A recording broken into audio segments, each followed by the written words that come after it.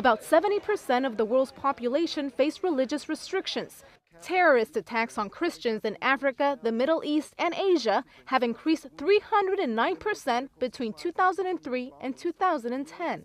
Tomasi said religion is not a threat but a resource. The problem, he says, rises when governments and extremists consider minority religions harmful and offensive because they differ from the country's main religion. When it comes to developed countries, mostly in the West, the persecution is not necessarily violent but cultural. It's usually seen when people face hostility, scorn, and even ridicule for their beliefs. It's a situation faced by many, but according to Tomasi, above all, by Christians. Christians may well be the most persecuted religious group on the planet. They number some 2.2 billion people, and harassment can range from loss of life to loss of livelihood. Including discrimination, you're talking 600, 700 million Christians. In about two-thirds of the world, Christians of one stripe or another face some sort of harassment. It goes back to the time of Jesus and his disciples, but is increasing rapidly in this new century. Christians in innumerable countries are under huge amounts of pressure, either from the government or from the societies in which they find themselves. Throughout the 20th century, communist countries caused the most problems for Christians. Today, however, the fear and harassment is shifting to the Muslim world. Open Doors USA tracks this persecution and puts out a watch list every January of the worst offenders. Open Doors President Carl Muller says in this year's top 10, 8 of those are Islamic countries. Iraq jumped into the top 10 this year because of many recent brutal attacks, like the massacre of 58 Christians in a Baghdad church this past October. The level of brutality is almost unbelievable. We're actually labeling it a religious side, as extremists there want to exterminate all Christians from the country of Iraq. Muslim extremists in Pakistan have been killing Christians at an increasing rate for what they call blasphemy against Islam and the Prophet Muhammad. Christians are being accused of blaspheming Islam by converting from Islam to Christianity. This violence is even happening in Muslim countries that were seen as more secular. Christians have started to be killed on religious grounds in Turkey. That's new. How do Muslims justify this hatred against Christians? They're infidels, they're unbelievers in what is a Muslim land. There is still plenty of persecution outside the Muslim world, like in China and India, but for good reason. North Korea has headed up Open Doors' watch list for 9 years in a row now. If you're caught as a Christian in North Korea, say simply leading a Bible study or even owning a Bible, you can be thrown into a labor camp that is exactly like the old Soviet Union's gulag, where people are literally worked to death. What's surprising is how little you hear about this here in the West, in the very countries that were founded as Christian nations and contain huge Christian majorities. Some blame it on the elites that control the media and educational institutions. Elites that can only imagine Christians as persecutors, not victims.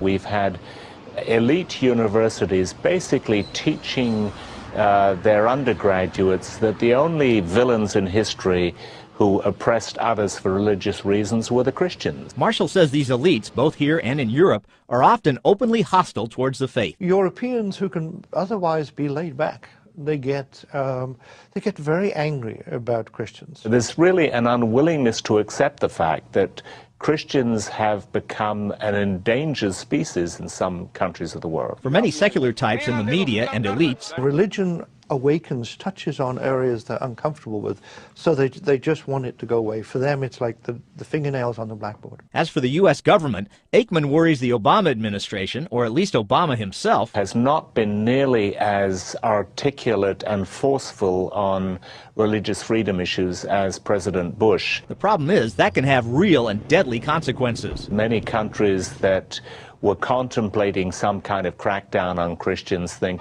well, it doesn't really matter. The U.S. is not going to say anything. They're not going to complain. So let's go ahead and make life harder for our Christian minorities. It can result in imprisonment, torture, and even martyrdom for the cause of Jesus Christ. The church in America is going to suffer so terribly. And we laugh now, but they will come after us, and they will come after our children.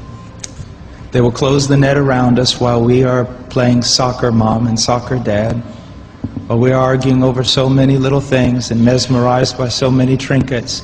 The net even now is closing around you and your children and your grandchildren, and it does not cause you to fear. You will be isolated from society, as has already happened, Anyone who tries to run for office who actually believes the Bible will be considered a lunatic until finally we are silenced. We will be called things that we're not and persecuted not for being followers of Christ, but for being radical fundamentalists who do not know the true way of Christ, which of course is love and tolerance. You'll go down as the greatest bigots and haters of mankind in history. They've already come after your children, and for most of you, they got them. They got them through the public schools and indoctrination and the university and indoctrination, and then you wonder why your children come out not serving the Lord. It's because you fed them right into the devil's mouth. So little by little the net is closing around, and then it's not little by little. Look how fast things are going downhill just in a matter of weeks. Matter of weeks. But at the same time, know this. Persecution is always meant for evil, but God always means it for good. And is it not better to suffer in this life, to have an extra weight of glory in heaven? You must settle this in your mind. This is the one thing I want to say over and over. Do not believe. Down through history, you have a wrong idea of martyrdom and persecution. You think that these men were persecuted and martyred for their sincere faith in Jesus Christ. That was the real reason, but no one heard that publicly. They were martyred, and they were persecuted as enemies of the state, as child molesters, as bigots, as narrow-minded, stupid people who had fallen for a ruse and can contribute nothing to society. Your suffering will not be noble. So your mind must be filled with the Word of God when all people persecute you and turn on you. And the Spirit of God in common grace pulls back, and you see even your children and your grandchildren tossing in the lot that you should die. This is no game.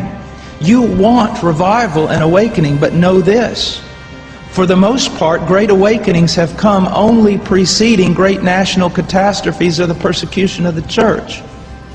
I believe God is bringing a great awakening, but I believe that He is raising up young men who are strong in trust in the providence of God to be able to wade through the hell that's going to break loose on us. And it will be on us before we even recognize it.